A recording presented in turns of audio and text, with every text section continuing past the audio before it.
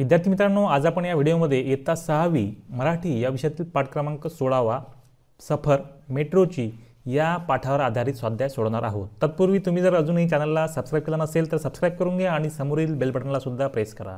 चला तर मग सुरुवात करूया। पहिला प्रश्न आहे 3-4 वाक्यात उत्तरे लिहा। यातला पहिला प्रश्न आहे मेट्रो पायलट होण्यासाठी कोणकोणत्या टप्प्यातून जावे लागते। तर या प्रश्नाचं उत्तर आहे मेट्रो पायलट होण्यासाठी सर्वप्रथम इंजिनियर व्हावे लागते, त्यानंतर चाचणी परीक्षा पास व्हावी लागते, त्यानंतर उमेदवाराची मानसिक व शारीरिक चाचणी घेतली जाते। या सगळ्या चाचण्यात पास झाल्यानंतर मुलाखत घेतली जाते। मुलाखतीमध्ये निवड झाल्यावर 1 वर्षाचे मेट्रो चालवण्याचे प्रशिक्षण घेतल्यानंतर मेट्रो पायलट म्हणून नियुक्ती करण्यात येते।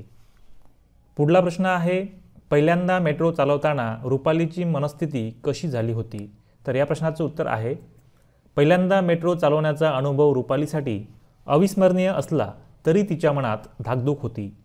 पहिली मेट्रो चालवण्याची जबाबदारी तिच्यावर आल्यामुळे सर्वांना व्यवस्थित घेऊन जाईल की नाही अशी भीती तिच्या मनात होती, पण मेट्रो चालवायला घेतल्यानंतर ही भीती दूर झाली व रुपालीने बिनधास्तपणे न घाबरता आत्मविश्वासाने मेट्रो चालवली। पुढला प्रश्न आहे मेट्रोच्या उद्घाटनाचा दिवस रुपालीसाठी अविस्मरणीय का होता। तर या प्रश्नाचं उत्तर आहे मेट्रोच्या उद्घाटनाच्या दिवशी पहिली रेल्वे चालवण्याची जबाबदारी रुपालीवर होती। पहिल्यांदा मेट्रो धावणार होती।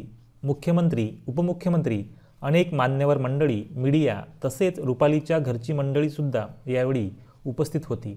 या सगळ्यांना घेऊन रुपालीला जायचे होते, म्हणून मेट्रोच्या उद्घाटनाचा दिवस रुपालीसाठी अविस्मरणीय होता। पुढला प्रश्न आहे मेट्रोबाबत पुढील मुद्द्यांवर थोडक्यात माहिती लिहा। तर यामध्ये सुरुवातीला आहे केबिन, तर याविषयी माहिती लिहूया। मेट्रोमध्ये पायलटसाठी बंद केबिन असते। या केबिनमध्ये मेट्रो चालवण्याची संपूर्ण यंत्रणा बसवलेली असते। त्यानंतर आहे कॅमेरे। मेट्रोच्या डब्यात व स्टेशनवर सुरक्षेच्या दृष्टीने CCTV कॅमेरे लावलेले असतात। मेट्रोचा प्रवास। मेट्रोच्या प्रवासात वेळेची अतिशय बचत होते। मेट्रो वातानुकूलित असल्यामुळे हा प्रवास आनंददायी व सुखकारक होतो। पुढे आहे जिने। मेट्रोसाठी असलेले प्लॅटफॉर्म चढण्यासाठी व उतरण्यासाठी सरकते जिने असतात। पुढे आहे दरवाजे। मेट्रोचे दरवाजे आपोआप उघडतात, पण ते आपोआप बंद होत नाहीत, तर ते पायलटला बंद करावे लागतात। पुढे आहे प्रवासी संख्या। मेट्रोत एका वेळी साधारणपणे 1500 प्रवासी प्रवास करू शकतात। पुढे आहे इंजिन। लोकलप्रमाणे मेट्रोला सुद्धा दोन्ही बाजूस इंजिन असते। पुढे आहे तिकीट। मेट्रोमधून प्रवास करण्यासाठी टोकन दिले जाते। टोकन म्हणजेच मेट्रोची तिकीट। तसेच रोज मेट्रोने प्रवास करायचा असल्यास प्रीपेड कार्डही मिळते। प्रीपेड कार्डमध्ये भरलेले पैसे प्रवासानुसार संपत असतात। मेट्रोने प्रवास करतेवेळी हे टोकन किंवा प्रीपेड कार्ड असावेच लागते। हे टोकन किंवा प्रीपेड कार्ड मशीनवर ठेवल्यानंतरच मेट्रोचे दरवाजे उघडतात, त्यामुळे मेट्रोत कोणी विना तिकीट प्रवास करू शकत नाही। पुढला प्रश्न आहे खालील आकृती पूर्ण करा आणि यामध्ये दिलेला आहे मेट्रोची वैशिष्ट्य आणि खाली जे 5 डबे दिले आहेत त्यामध्ये आपल्याला या मेट्रोची वैशिष्ट्ये लिहायची आहे। तर सुरुवातीला आहे सरकते जिने, हे एक मेट्रोचं वैशिष्ट्य आहे। त्यानंतर वातानुकूलित डबे, त्यानंतर आहे ऑटोमॅटिक दरवाजे, म्हणजे ते दरवाजे ऑटोमॅटिक उघडतात आणि ऑटोमॅटिक बंद होतात। त्यानंतर आहे वेगवान इंजिन आणि तिकिटे करता प्रीपेड कार्ड। तर याप्रमाणे आपल्याला मेट्रोची वैशिष्ट्य लिहिता येईल। पुढला प्रश्न आहे मेट्रो तुमच्याशी बोलत आहे अशी कल्पना करा। मेट्रो तिची कहाणी काय सांगेल ते लिहा। तर या प्रश्नाचं उत्तर आपण लिहूया। हॅलो बालमित्रांनो, मी मेट्रो आहे। पूर्वीच्या काळात वाहतुकीसाठी जनावरे, बैलबंडी, सायकलचा वापर करायचे, परंतु जसजशी विज्ञानाने प्रगती केली तसतशी नवनवीन वाहतुकीच्या साधनांची निर्मिती होत गेली।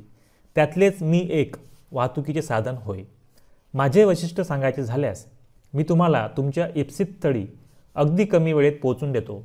एकदा तुम्ही माझ्या डब्यात बसले की तुम्हाला ट्रॅफिकचा किंवा उन्हाचा कुठलाही त्रास होणार नाही, कारण माझे सर्व डबे हे वातानुकूलित असतात। माझे दरवाजे आपोआप उघडतात, बंद होतात आणि माझ्या दोन्ही बाजूस इंजिन असते।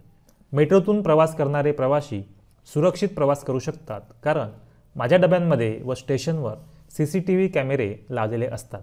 मेट्रोतून प्रवास करणाऱ्यांना वेळोवेळी तिकिटे काढण्याचा त्रास होत नाही, कारण त्यांच्या सोयीसाठी प्रीपेड कार्डची व्यवस्था केलेली असते. हे प्रीपेड कार्ड मेट्रो स्टेशनवरील प्रवेश दरवाजावर ठेवल्याशिवाय दरवाजा उघडत नाही, त्यामुळे माझ्यातून कोणीही विना तिकीट प्रवास करू शकत नाही. चला तर मग तुम्ही देखील माझ्यातून प्रवास करून पहा. मग करणार ना मेट्रोतून प्रवास? पुढला प्रश्न आहे, तुम्हाला मोठे झाल्यावर कोणते वाहन चालवायला आवडेल का ते सांगा. तर या प्रश्नाचं उत्तर लिहूया. मला मोठे झाल्यावर अंतराळयान चालवायला आवडेल, कारण मला अवकाशाची खूप गोडी आहे. चंद्र, तारे, ग्रह, एलियन या सर्वांचे व्हिडिओ मी यूट्यूबवर पाहत असतो. त्यामुळे माझ्या मनात एकदा सूर्यमालेतील सर्व ग्रहांवर जाण्याची इच्छा आहे. या ग्रहांवर जाण्यासाठी मला अंतराळयान चालवणे शिकायचे आहे. पुढला प्रश्न आहे, तुमच्या परिसरातील रिक्षाचालक, एस टी चालक यांच्याशी संवाद करण्याकरता 10 प्रश्न तयार करा. तर हे 10 प्रश्न याप्रमाणे आहे. तुम्ही वाहन चालवण्याचे प्रशिक्षण कोठे घेतले? हे वाहन चालवण्यासाठी कोणते शिक्षण घ्यावे लागते? पहिल्यांदा वाहन चालवण्याचा अनुभव कसा होता? वाहन चालवताना कोणती काळजी घ्यावी लागते? प्रवासाबद्दलचे काही अनुभव आहेत का? या वाहनांच्या तांत्रिक बाबीबद्दल काही सांगा. या वाहनासंबंधी समस्या उत्पन्न झाली तर काय करावे? या वाहनांची काळजी कोठे व कशी घेतली जाते? अपघात होऊ नये म्हणून कोणती काळजी घ्यावी? दिवसातून किती तास तुम्ही हे वाहन चालवता? तर याप्रमाणे आपण प्रश्न या रिक्षाचालकांना किंवा एस टी चालकांना विचारू शकतो. त्यानंतर पुढला प्रश्न आहे, पुढील वाक्य वाचा व त्यातील कर्ता, कर्म, क्रियापद ओळखा. तर पहिलं वाक्य आहे, तेजवंत फुटबॉल खेळतो. तर यामध्ये कर्ता आहे तेजवंत, कर्म आहे फुटबॉल आणि क्रियापद आहे खेळतो. त्यानंतर दुसरं वाक्य आहे, शिक्षक कविता गातात. तर यामध्ये कर्ता आहे शिक्षक, कर्म आहे कविता आणि क्रियापद आहे गातात. त्यानंतर तिसरं वाक्य आहे, निशा निबंध लिहिते. तर यामध्ये कर्ता आहे निशा, कर्म आहे निबंध आणि क्रियापद आहे लिहिते. त्यानंतर चौथं वाक्य आहे, जोसेफ रस्त्यात पडला. तर या वाक्यामध्ये कर्ता आहे जोसेफ आणि क्रियापद आहे पडला, परंतु या वाक्यामध्ये कर्म नाही. त्यानंतर पाचवं वाक्य आहे, दादा घरी आला. तर या वाक्यामध्ये सुद्धा कर्म नाही. तर या वाक्यामधलं कर्ता आहे दादा आणि क्रियापद आहे आला. त्यानंतर सहाव्या वाक्यामध्ये सुद्धा कर्म नाही. या वाक्यामध्ये कर्ता आहे सुरेश आणि क्रियापद आहे जाईल. तर ज्या वाक्यामध्ये कर्म असते त्या वाक्यामध्ये जे क्रियापद असते त्या क्रियापदाला सकर्मक क्रियापद म्हणतात, आणि ज्या वाक्यामध्ये कर्म नसते त्या वाक्यामध्ये जे क्रियापद असते त्या क्रियापदाला अकर्मक क्रियापद असं म्हणतात. म्हणजे या ठिकाणी बघा, पहिलं जे वाक्य आहे, तेजवंत फुटबॉल खेळतो, या वाक्यामध्ये कर्म आहे फुटबॉल आणि क्रियापद आहे खेळतो. तर खेळतो हे सकर्मक क्रियापद आहे.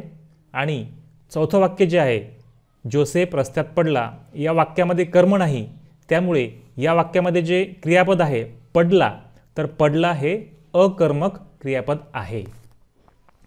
तर विद्यार्थी मित्रांनो, आज आपण या व्हिडिओमध्ये इयत्ता 6वी मराठी या विषयातील पाठ क्रमांक 16वा सफर मेट्रोची या पाठावर आधारित स्वाध्याय आपण सोडवलेला आहे. तर आता आपण इथेच थांबूया. पुन्हा भेटूया एका नवीन व्हिडिओमध्ये एका नवीन पाठासह.